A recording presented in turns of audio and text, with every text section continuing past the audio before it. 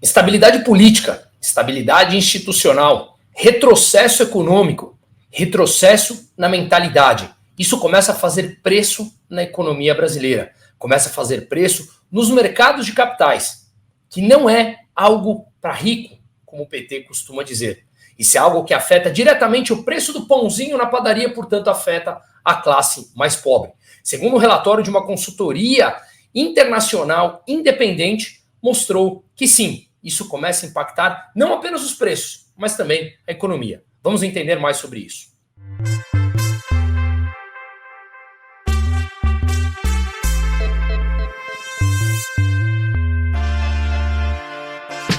E sem esquecer que a ideia aqui, além dos vídeos e a parte de debates, vídeos educativos, é tentarmos criar pressão para esse bando de burocratas de plantão que normalmente não fazem aquilo que deveria ser feito.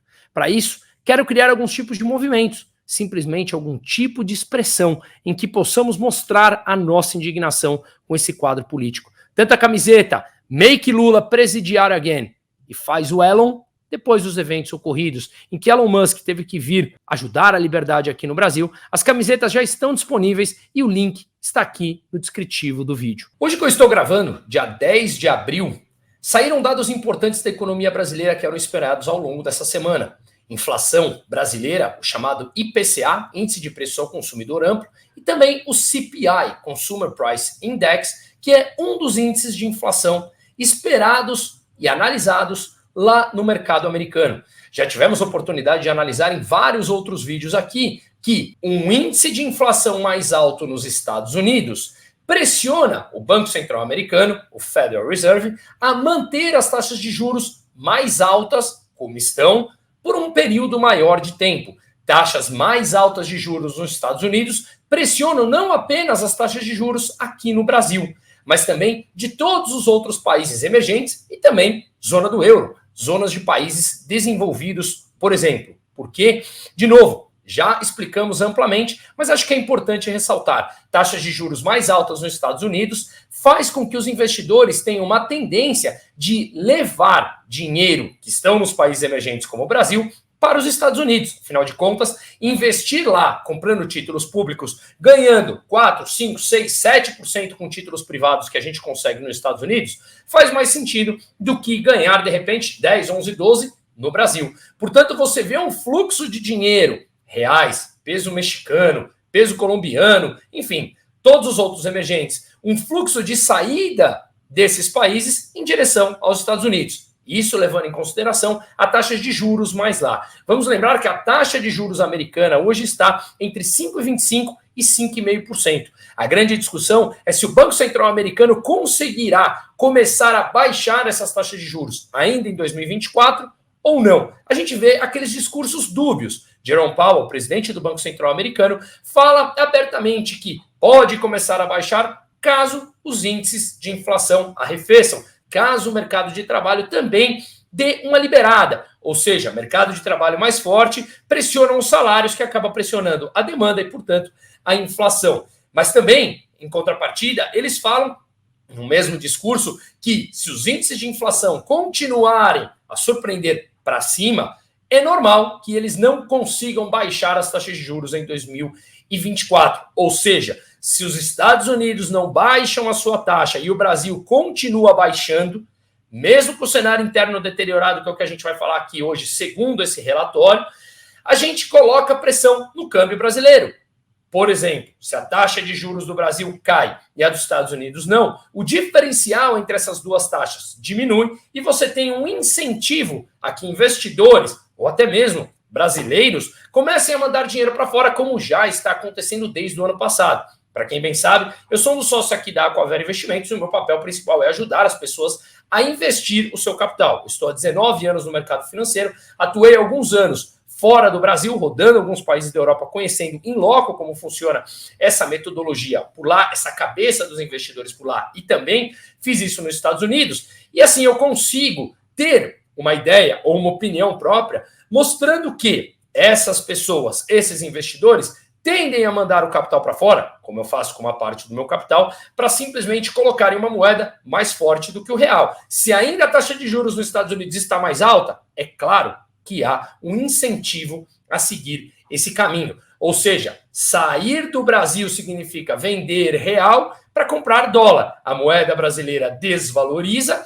e aí o dólar valoriza. Uma moeda local desvalorizada significa preços mais altos. Até mesmo o pãozinho na padaria, o trigo e outras commodities que são cotadas em dólar, quando o real desvaloriza, acaba ficando mais caro. A gasolina que transporta todas essas commodities também fica mais cara. Ou seja, o preço do consumidor final acaba ficando mais alto no médio e no longo prazo, e isso traz uma inflação maior pressiona o Banco Central brasileiro a manter a taxa de juros mais altas. E isso muda por completo o nosso planejamento dentro de casa, nosso planejamento das empresas e, obviamente, as nossas carteiras de investimento. Porém, no curto prazo, com um governo populista e intervencionista que adora mudar as regras no meio do jogo, isso gera uma instabilidade muito grande, você pode, através de incentivos, de subsídios, que no médio e no longo prazo significam sempre preços mais altos, mas no curto prazo conseguem enganar as pessoas, mantendo os preços artificialmente baixos,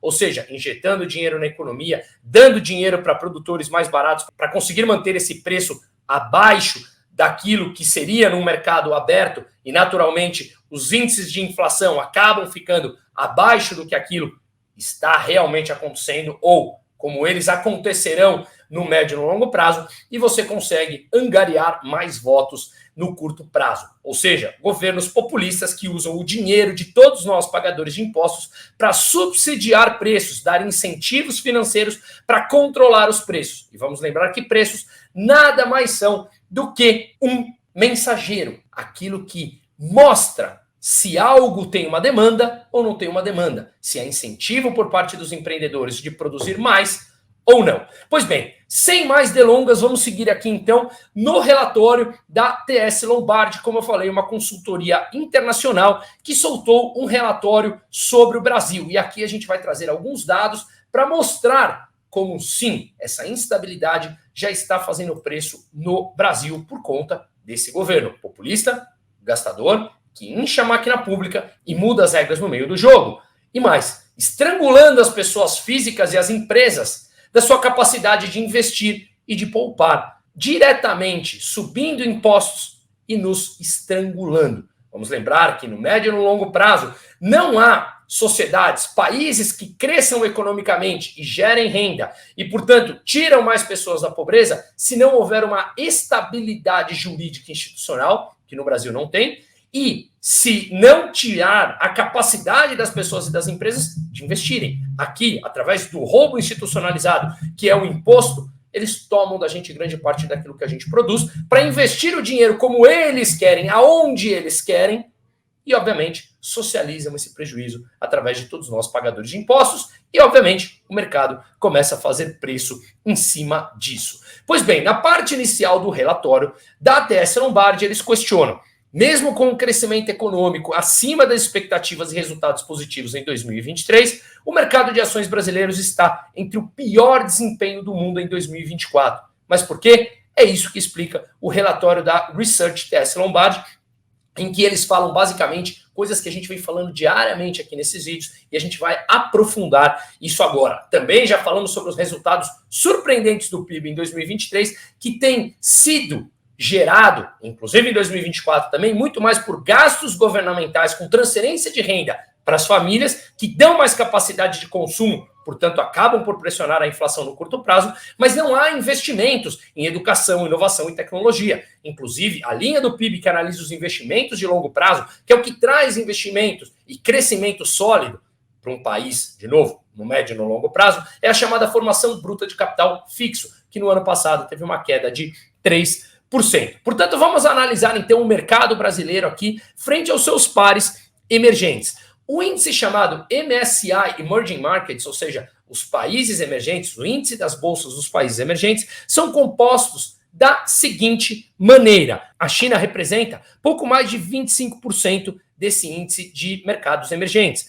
A Índia, 17%. Taiwan, também acima de 17,5%. Coreia do Sul, 12,8%. O Brasil, 5,2% apenas, e tem alguns outros países menores representando 21%. Vamos lembrar também que eu já mostrei em outros vídeos o tamanho da Bolsa Brasileira, que está na casa dos 900 bilhões de dólares, quando o PIB brasileiro está na casa dos 2 trilhões. Para efeito comparativo, as maiores bolsas do mundo que estão nos Estados Unidos somam mais de 50 trilhões de dólares, e nós, 800, 900 bilhões. Abaixo, obviamente, de Alemanha, abaixo de México, abaixo de Índia.